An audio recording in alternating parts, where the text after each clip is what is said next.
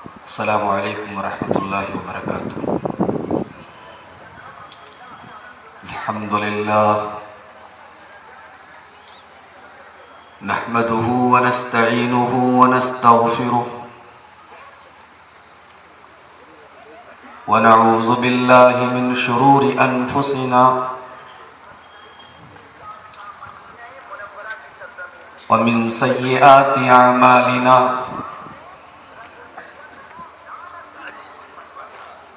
من يهده الله فلا مضل له ومن يضلل فلا هادي له، وأشهد أن لا إله إلا الله وحده لا شريك له، وأشهد أن محمدا عبده ورسوله۔ يا أيها الذين آمنوا اتقوا الله حق تقاته ولا تموتن إلا وأنتم مسلمون۔ يا أيها الناس اتقوا ربكم الذي خلقكم من نفس واحدة وخلق منها زوجها وبث منهما رجالا كثيرا ونساء، واتقوا الله الذي تساءلون به والأرحام إن الله كان عليكم رقيبا۔ يا أيها الذين آمنوا اتقوا الله وقولوا قولا سديدا يصلح لكم أعمالكم ويغفر لكم ذنوبكم، ومن يطع الله ورسوله فقد فاز فوزا عظيما۔ أما بعد فإن خير الحديث كتاب الله، وخير الهدي هدي محمد صلى الله عليه وسلم، وشر الأمور محدثاتها وكل محدثة بدعة وكل بدعة ضلالة وكل ضلالة في النار۔ اعوذ باللہ من الشیطان الرجیم، بسم اللہ الرحمن الرحیم۔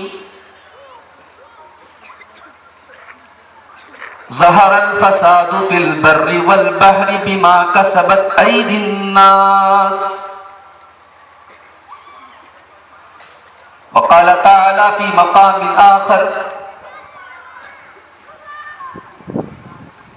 یا ایہا الذین آمنوا قوا انفسکم واہلیکم نارا وقودها الناس والحجارہ۔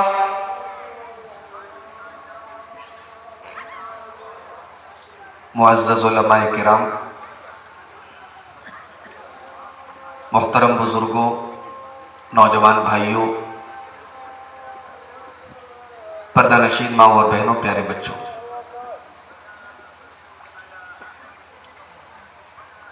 سب سے پہلے میں اللہ تعالیٰ کا شکر ادا کرتا ہوں کہ اس نے آج 12 گاؤں میں اس جگہ پر ہم سب کو قرآن و سنت کی باتوں کو سننے سنانے کے لیے اکٹھا کیا۔ اللہ تعالیٰ ہم سب کے اکٹھا ہونے کو، آنے جانے کو، سننے سنانے کو قبول فرمائے، آمین۔ اس کے بعد میں شکریہ ادا کرتا ہوں ان نوجوانوں کا جن کی کوششوں سے میں آپ کے سامنے حاضر ہوں اور جن کی کوششوں سے آج کا یہ پروگرام منعقد ہوا ہے۔ اللہ تعالیٰ ان نوجوانوں کی کوششوں کو بھی قبول فرمائے، ان کو مزید اپنے دین کا کام کرنے کی ہمت دے، حوصلہ دے، اور ہمارے بزرگوں کو اللہ تعالیٰ توفیق دے کہ ان نوجوانوں کے ساتھ، ان نوجوانوں کی رہنمائی کریں اور ان نوجوانوں کا پورا ساتھ دیں، اور دین کا کام اور اچھے طریقے سے اور اچھے پیمانے پر اس گاؤں میں ہو۔ اللہ تعالیٰ سب کو اس کی توفیق دے، آمین۔ دنیا بہت ترقی کر چکی ہے میرے بھائی، انسان چاند پر پہنچ چکا ہے، سائنس اور ٹیکنالوجی ڈے بائی ڈے دن بدن ترقی کر رہی ہے، لیکن 3 سوالوں کا جواب آج بھی سائنس کے پاس نہیں ہے۔ 3 سوالوں کا جواب سائنٹسٹ کے پاس نہیں ہے، 3 سوالوں کا جواب انجینئر کے پاس نہیں ہے، 3 سوالوں کا جواب کسی وکیل کے پاس نہیں ہے، 3 سوالوں کا جواب کسی ڈاکٹر کے پاس نہیں ہے۔ کون سے 3 سوال؟ پہلا سوال، ہمیں کس نے پیدا کیا؟ دوسرا سوال، ہمیں کیوں پیدا کیا؟ اور تیسرا سوال، مر کے کہاں جانا ہے؟ ان تینوں سوالوں کا جواب کہیں نہیں ہے۔ ان تینوں سوالوں کا جواب اگر کہیں ملتا ہے تو پیغمبروں کی تعلیم میں ملتا ہے، نبیوں کے یہاں ملتا ہے، دین میں ملتا ہے۔ پہلا سوال، ہمیں کس نے پیدا کیا؟ یا ایھا الناس اتقوا ربکم الذی خلقکم من نفس واحدہ، اے انسانوں اس اللہ سے ڈرو، اس رب سے ڈرو جس نے تمہیں ایک جان یعنی آدم سے پیدا کیا۔ وخلق منہا زوجہا، اور آدم سے ان کی بیوی حوا کو بنایا۔ وبث منہما رجالا کثیرا ونساء، اور پھر آدم اور حوا سے انسانی نسل کو آگے بڑھایا، مرد و عورت کو آگے بڑھایا۔ کس نے پیدا کیا؟ جواب، اللہ نے پیدا کیا۔ کیوں پیدا کیا؟ قرآن کریم کا 27واں پارہ اٹھاؤ، وما خلقت الجن والانس الا لیعبدون، میرے بندو میں نے تمہیں صرف اور صرف اپنی عبادت کے لیے پیدا کیا ہے۔ تمہاری پیدائش کا، تمہیں پیدا کرنے کا مقصد یہ ہے کہ تم میری عبادت کرو۔ ایک بات بتاؤں، جب کوئی چیز اپنے مقصد پر کھری نہ اترے تو اسے کاٹ کے پھینک دیا جاتا ہے۔ ایک پیڑ ہے، پیڑ کا مقصد ہے پھل دینا، جس دن پیڑ پھل دینا بند کر دیتا ہے، بیکار ہو جاتا ہے، اس کو کاٹ کے چولہے میں جلا دیا جاتا ہے۔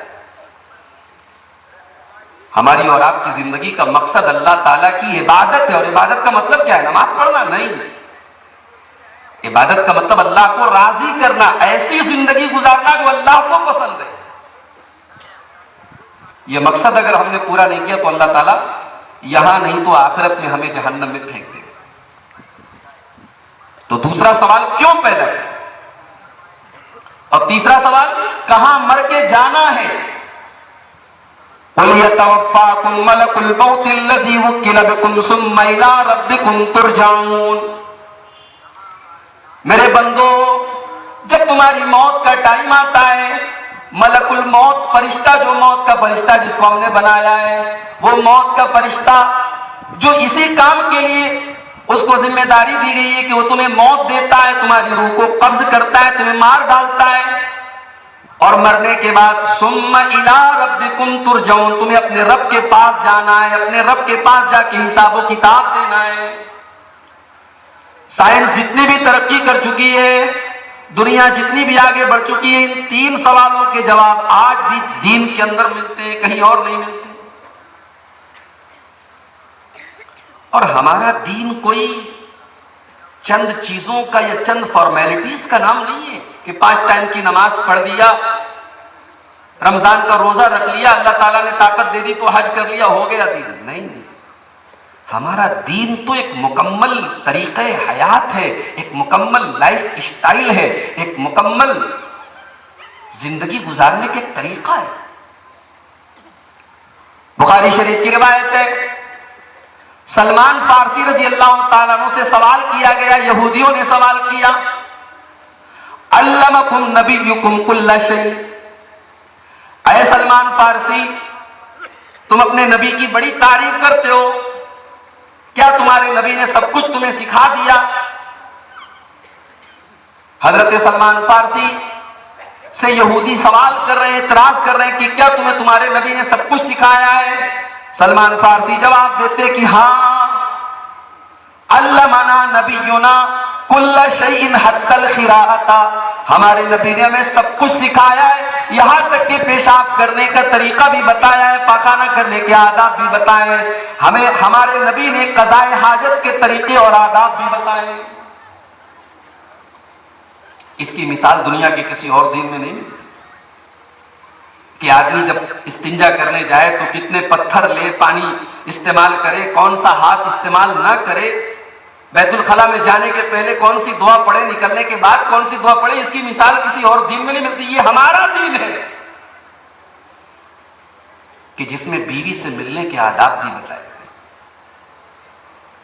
لیکن افسوس ہے میرے بھائی کہ آج ہم مسلمانوں کی میجورٹی، ہماری اکثریت اپنے دین سے دور ہے۔ آج زیادہ تر مسلمان، چاہے وہ مرد ہو، چاہے وہ عورتیں ہو، چاہے وہ جوان ہو، چاہے وہ بوڑھے ہو، دین سے دور ہیں۔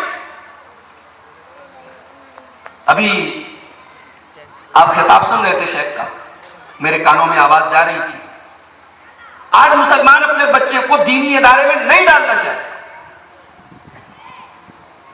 آج مسلمان کے گھر میں دینداری نہیں ہے۔ کیوں ایسا ہے؟ آج مسلمان عورت پردے سے دور ہے، کیوں؟ آج مسلمان مرد نماز سے دور ہے، کیوں؟ مسلمان کے گھر سے شرم و حیا نکل رہی ہے، بے حیائی آ رہی ہے، کیوں؟ اس کیوں کا جواب دینا ہے آج کہ ہم دین سے دور کیوں ہیں۔ بات نکلے گی تو دور تلک جائے گی۔ بہت لمبی تقریر کرنے کا میرا ارادہ نہیں، 10 چیزیں بیان کروں گا میں کہ آج ہم جو دین سے دور ہیں، کیوں دور ہیں، اس کے 10 ریزنز، 10 کارن، 10 اسباب بیان کر کے میں اجازت لے لوں گا، پیچھے آ جاؤں۔ سب سے پہلی چیز، ہم دین سے دور ہیں کیوں؟ کیونکہ آج ہمارا سارا فوکس ہمارے جسم پر ہے۔ ہم ساری محنت فزیکل کر رہے ہیں، اسپرچول محنت بند ہو گئی، ساری محنت جسم پر ہو رہی ہے، روح پر کوئی محنت نہیں ہو رہی، دل پر کوئی محنت نہیں ہو رہی۔ عورتوں کو دیکھو، مرد کی آدھی تنخواہ تو کہیں کی میک اپ کے سامانوں میں گزر جاتی ہے، اور اب تو ماشاءاللہ مرد حضرات بھی تھوڑی پیچھے ہیں،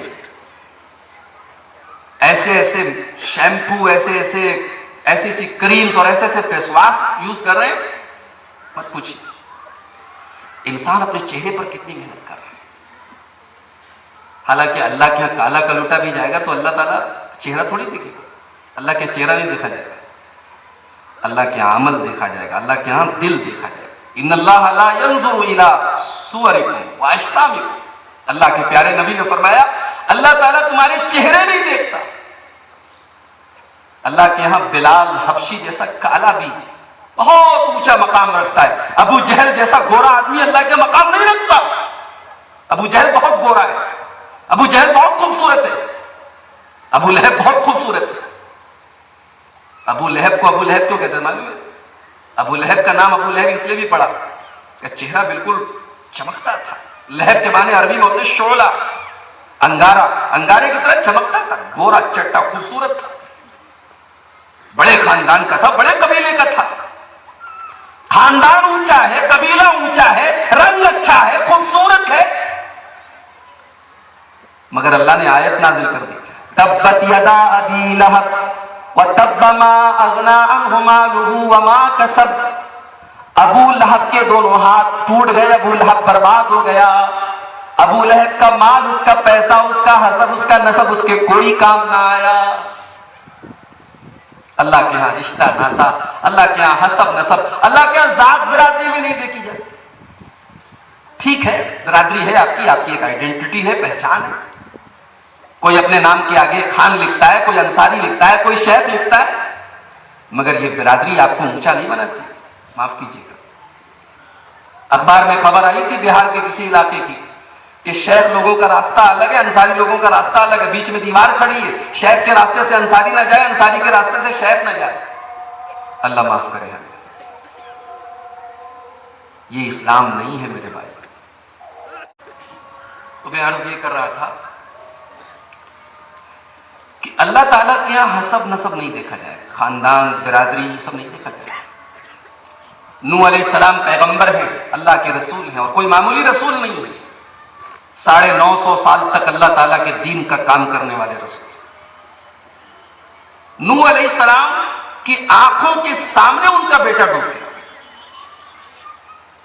نوح علیہ السلام نے بہت سمجھایا اپنے بیٹے کو، یا بنی ارکب معنا، اے میرے بیٹے میری کشتی میں تھوڑے سے لوگ سوار ہیں، تو بھی ان لوگوں میں شامل ہو جا، میری کشتی میں آ جا. اے میرے بیٹے طوفان آنے والا ہے، سب کو ڈبو دے گا، سب کو مار ڈالے گا، تو بھی ختم ہو جائے گا، میرے بچے آ جا، تو میری کشتی میں سوار ہو جا. نوح علیہ السلام کا بیٹا جواب دیتا ہے، قال سآوی الی جبل یعصمنی من الماء. اے ابا جان آپ میری چنتا نہ کریں، میری فکر نہ کریں، طوفان آئے گا، میں پہاڑ پہ چڑھ جاؤں گا، مجھے کوئی نقصان ہونے والا نہیں، آپ اپنی کشتی پہ جائیے، مجھے آپ کی کشتی پہ نہیں آنا. ذرا سوچو ایک باپ کو کتنی فکر ہے اپنے بیٹے کی. باپ بھی کون ہے؟ اللہ کا نبی. اور بیٹا کتنا ضدی ہے، کہتا نہیں آؤں گا آپ کی کشتی پہ. اور دلیل کیا دیتا ہے؟ پہاڑ پہ چڑھ جاؤں گا. قال لا عاصم اليوم من امر اللہ. نوح علیہ السلام کہتے ہیں میرے بچے جب آج طوفان آئے گا، جب آج پانی بہے گا، جب لوگ ڈوبیں گے تو بڑے سے بڑا پہاڑ بھی انہیں نہیں بچا پائے گا. آج وہی بچے گا جو نوح علیہ السلام کی کشتی میں سوار ہوگا. قرآن کہتا بھی دونوں باپ بیٹے کی بات چل ہی رہی ہے. وحال بینہم الموج فکان من المغرقین. باپ بیٹے کی ابھی گفتگو چل ہی رہی ہے کہ پانی کی ایک لہر آتی ہے، پانی کی ایک تھپیڑا آتا ہے، موجوں کا ایک تھپیڑا آتا ہے اور نوح علیہ السلام کے بیٹے کو ڈبا کے لے کے چلا جاتا ہے. پیغمبر کا بیٹا ڈوب گیا، نبی کا بیٹا ڈوب گیا. نوح علیہ السلام اللہ کی بارگاہ میں دعا کرتے ہیں، اللہ تو نے وعدہ کیا تھا تو میرے بچوں کو، میرے پریوار کو بچائے گا، میری آنکھوں کے سامنے میرا بیٹا ڈوب گیا. اللہ نے اپنے نبی کو، اپنے پیغمبر کو، حضرت نوح علیہ السلام کو تنبیہ کی، سمجھایا، کہا اے نوح انہو عمل غیر صالح، یا نوح انہو لیس من اہلک انہو عمل غیر صالح. اے نوح تیرا یہ بیٹا یہ تیرے پریوار میں سے نہیں ہے، یہ تیری فیملی میں سے نہیں ہے، کیونکہ اس کا عمل گڑبڑ ہے. تو نبی ہے، تو رسول ہے، رسول کا بیٹا تبھی نیک، تبھی وہ رسول کا بیٹا مانا جائے گا جبکہ اس کا اخلاق اور اس کا عمل بھی نبی کے بیٹے کے جیسا ہو. تیرے بیٹے کا عمل ٹھیک نہیں ہے، تیرے بیٹے کے اندر ایمان نہیں ہے، تیرا بیٹا بچنے کے لائق نہیں تھا. کسی شاعر نے بڑی سچی بات کہی، بغاوت پر ہو آمادہ تو ڈوبے نوح کا بیٹا. بغاوت پر ہو آمادہ تو ڈوبے نوح کا بیٹا. یہاں نام و نسب کی برتری سے کچھ نہیں ہوتا. میرے پیارے ساتھیوں، آپ کو اپنی برادری پر، اپنے خاندان پہ، اپنے قبیلے پہ، اپنے چہرے پہ، اپنی باڈی پہ ناز ہو تو ہوتا رہے. اللہ کے یہاں آپ کی باڈی آپ کو نہیں بچانے والی، آپ کی برادری آپ کو نہیں بچانے والی، آپ کا خاندان آپ کو نہیں بچانے والا. اللہ کے یہاں اگر کوئی چیز بچائے گی تو آپ کا ایمان آپ کو بچائے گا. آج ساری محنت انسان اپنے جسم پر کر رہا ہے، روح پر کوئی محنت نہیں.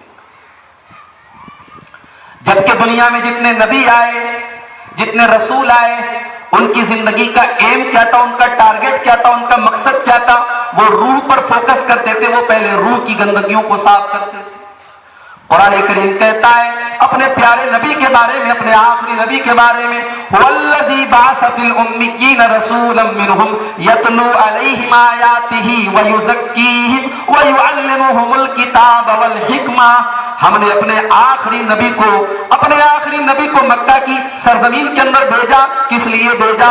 فرمایا یتلو علیہم آیاتہ، وہ میری آیتوں کو پڑھ کے سنایا کرتے ہیں. وَيُعَلِّمُهُمُ الْكِتَابَ وَالْحِكْمَةَ، وہ ان کو قرآن کی تعلیم دیتے ہیں. وَيُزَكِّيهِمْ، اور میرے آخری نبی ان کو پاک صاف کرتے ہیں، ان کو پوتر کرتے ہیں، ان کو فلٹر کرتے ہیں، ان کو سوچھ کرتے ہیں، ان کے اندر کی جو گندگیاں ہیں، جو بیماریاں ہیں، ان سے دور کرتے ہیں. ایک بیماری ہوتی ہے جو ہمارے جسم میں ہوتی ہے، اس بیماری کے لیے ہم ڈاکٹر کے پاس جاتے ہیں۔ ایک بیماری ہوتی جو روح کے اندر ہوتی ہے، اس بیماری میں ڈاکٹر کچھ نہیں کر سکتا۔ اس بیماری کا علاج دین کے اندر ہے، اس بیماری کا علاج قرآن کے اندر ہے۔ یا ایھا الناس قد جاءتکم موعظۃ من ربکم وشفاء لما فی الصدور، اے لوگو ہم نے تمہیں جو قرآن دیا ہے وہ سینے کے اندر جو دل ہے، دل کی بیماریوں کا علاج ہے اس قرآن کے اندر۔ قرآن پڑھتے چلے جاؤ، سمجھتے چلے جاؤ، عمل کرتے چلے جاؤ اور دل کی بیماریوں کا ٹریٹمنٹ کرتے چلے جاؤ۔ دل کی بیماریوں کا علاج قرآن کا۔ جیسے بہت بڑی بے حیائی، بہت بڑی بیماری ہے بے حیائی۔ بے حیائی کا علاج کہاں ہے؟ نماز کے اندر ہے۔ لڑکا یا لڑکی نماز کی پابندی کرے، بے حیائی میں کمی آئے۔ یہ میں نہیں کہہ رہا، قرآن کہہ رہا ہے ان الصلاۃ تنہی عن الفحشاء والمنکر، نماز بے حیائی سے روکا کرتی ہے، نماز گندگی سے روکا کرتی ہے۔ ایک بہت بڑی بیماری ہے، دل کے اندر سکون نہیں ہے، ڈپریشن کا شکار ہے آج کا نوجوان، ٹینشن کا شکار ہے، نوکری نہ پانے کی ٹینشن، شادی نہ ہونے کی ٹینشن، مکان نہ بننے کی ٹینشن۔ ٹینشن کا علاج بھی ہے شریعت کے اندر۔ الا بذکر اللہ تطمئن القلوب، جب دل کے اندر سکون نہ ہو، جب ٹینشن ہو، جب دل کے اندر ڈپریشن اور اضطراب ہو، جب تم پریشان ہو جاؤ، الا بذکر اللہ، تو اپنے مولا کو یاد کر لو، اپنے مالک کو یاد کر لو۔ الا بذکر اللہ تطمئن القلوب، اس مالک کو یاد کرنے سے دل کو سکون ملا کرتا ہے۔ تو پہلا ریزن دین سے ہم دور کیوں ہیں؟ کیونکہ ساری محنت تو آج ہماری باڈی پر ہو رہی ہے۔ اب پولیس میں بھرتی کے لیے فزیکل تیاریاں ہو رہی ہیں 12 کے اندر، ابھی ہو رہی نہیں ہو رہی؟ مجھے تو پتہ نہیں کیا کیا اس کا کرائٹیریا ہے پولیس میں بھرتی کا، لیکن اس میں ہوتا ہے نا سینہ اتنا ہونا چاہیے اور ویٹ اتنا ہونا چاہیے۔ اس کے لیے تو ہمارا نوجوان بہت محنت کر رہا ہے۔ اچھا ایک حدیث سناتا ہوں، یہ حدیث سننے کے بعد میرا بھی من کر رہا ہے کہ میں بھی جم جوائن کروں، مجھے فرصت نہیں مل رہی ہے۔ حدیث سناتا ہوں، بہت غور سے سنیے، بہت پیاری حدیث۔ اللہ کے پیارے نبی فرماتے ہیں، صحیح مسلم کی روایت ہے، المؤمن القوی خیر من المؤمن الضعیف، طاقتور مومن کمزور مومن کے مقابلے میں بہتر ہے۔ دیکھیے ایک مومن ہے طاقتور، طاقتور کا مطلب ایمان بھی طاقت والا ہو اور جسم بھی طاقتور، باڈی بلڈر ہو، اور ایک مومن ہے کمزور ہے، میرے جیسا ہے، دبلا پتلا ہے۔ تو اللہ کے پیارے نبی کیا فرما رہے ہیں کہ طاقتور مومن کمزور مومن سے بہتر ہے۔ طاقتور ہے تو طاقت کا صحیح استعمال کرے گا نا دین کے لیے، اسلام کے لیے، تو طاقتور مومن چاہیے۔ طاقت کوئی خراب چیز نہیں ہے، انسان طاقتور بنے